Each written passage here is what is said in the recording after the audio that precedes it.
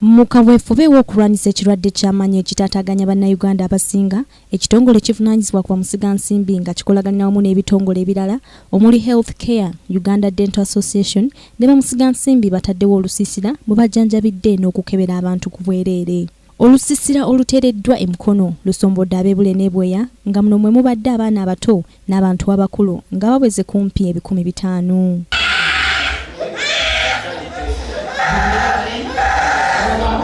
Dr. Sylvia Batemera ngono yakulira Uganda Dental Association ategeezezza nti abalwadde abasinga abazze mu lusiisira luno babadde baana bato era nga Dr. Sylvia alumiriza nti abazadde bebeesuulirayo gwa naggamba ku buvunaanyizibwa bw'okulabirira abaana. Abantu abasinga balowooza mutina abantu basenya nga bwe babagamba tulina okusenya nga bwe batusomesa mu masomero tulina okusenya emirundi 2 mu lunaku naye abantu abasinga actually tebasenya so kye kintu kyetusinga ng'abasawo b'amannyo kintu abantu kyebasinga okuyisaamu amaaso kubanga bw'osanga abaana bato babakula amannyo kitegeeza mutino n'abazadde baabwe nabo tebalina habiti yakola ki yakubuyagiriza kusenya buli mirundi 2 buli lunaku. Okusinziira ku kitongole kya Uganda Investment Authority nga kino kye kivunaanyizibwa ku bamusigansimbi kitegeezezza nti obujjanjabi buno bye bimu ku bintu eby'enjawulo ebyateekebwa mu nteekateeka ez'okuddiza abantu abeetoolodde ekibangirizi ky'ennamanve mu nkola emanyiddwa nga social corporate responsibility. Olw'okuba nti industrial park erina community bangi abagyetoolodde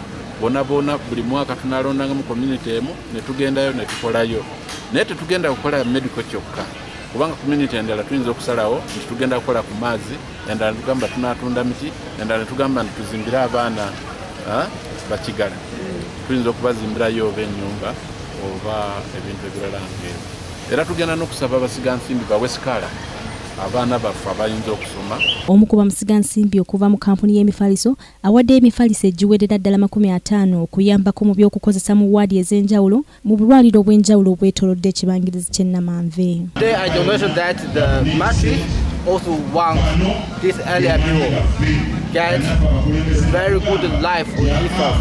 Nakalema Grace, Kingdom TV, amalindirire.